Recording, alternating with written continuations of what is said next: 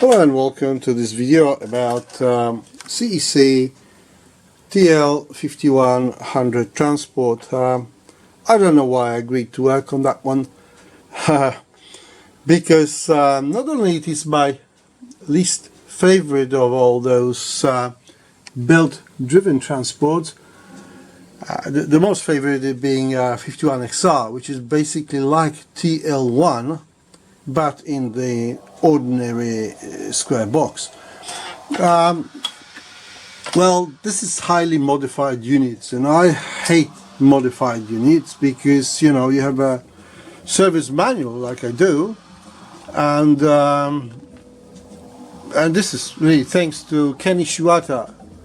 Rest in peace. There's my email. I printed it out and laminated email from Kenny Shiwata, which I wrote to C.E.C, and he replied. So he was more than brand ambassador for Marantz. But anyway, this 5100 looks, the stock standard one looks like that. In the top left hand corner there is a transformer. To the left or below that transformer is a power supply. Then there's a servo on top of the mechanism, a little processor board and display on the bottom. Obviously it has a display and it has a servo board. As you see, a hell of a lot more cables there, and that processor board is there as well, but the rest is completely different. They fitted here, it's apparently been done in Italy, they fitted a mains filter, then a power board with two transformers. Then there is two transformers basically on a Vero board, and that's a proper power supply, which is of course different. Three boards there, I have no idea what they do, one on top of the other, they appear to be the same. I haven't investigated that as yet. Another couple of transformers, or maybe transformer and a choke, that other one is a choke, which go to the clock board there in the corner, and that clock board takes input from the coaxial output of that servo board, and then re-injects the clock on that Teflon coax back to where the original one was, and it's very stable and very good. It also appears to they've modified because that was ASBU output, that appears to now be input to that from something. It's just some T10 link or something, whatever that is. I haven't looked into that either, because my brief was not to do anything else that to fix it. This unit didn't work at all, and it took some doing to find a fault.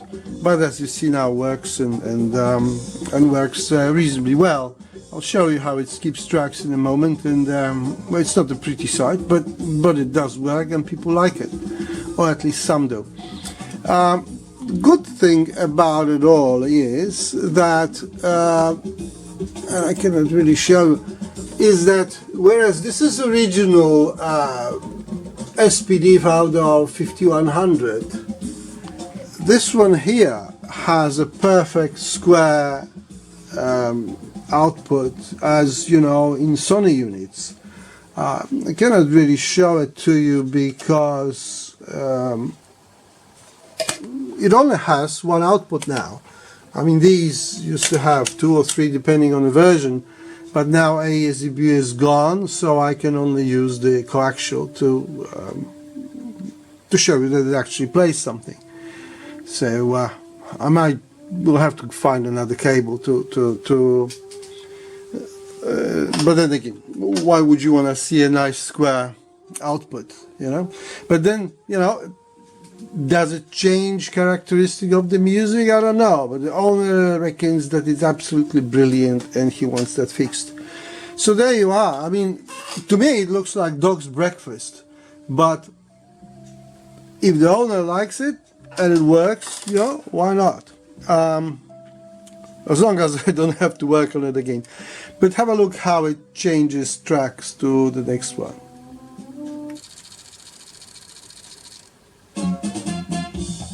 So as you see, there is a that noise is a head traveling on gears, because that is a fairly basic transport. If we stop it, it will take some time before it comes to a halt. And normally these did not play CDRs. My other one did not play CDRs, and that you see is a CDR, and Kenny Shibata said that it won't play CDRs, and there was a good reason for it. It was like an integrated RF amp, and you couldn't do any adjustments. But obviously somebody did some changes here, and that's a standard Sanyo head. As you see, the belt is very thin, and these are the gears that drive the head up and down. So let me show you how it actually starts, and it's a painful process. Very heavy pack, very heavy pack. So let's play something.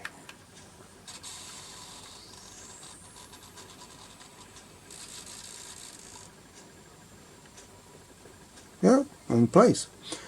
So 51XR actually plays much better. It plays like a normal CD player, even though it's belt driven. So that's enough of my waffling, and now I have to tune the servo properly, because I just sort of roughly set it. It was all misaligned there as well, other than it had a break in a clock circuit.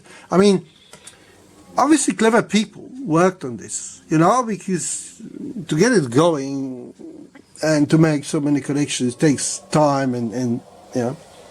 But there's soldering. I mean, this is very much homemade. I mean, look, it's the exposed wires, and it's very untidy. In here, one of the lands is busted, you know, the one that works that clock. It's not pretty. And in general, the soldering workmanship is you know, of poor quality, but it works, you know. So the hell with it, you know. If customer is happy. Well, thank you very much, and till the next one. Bye bye.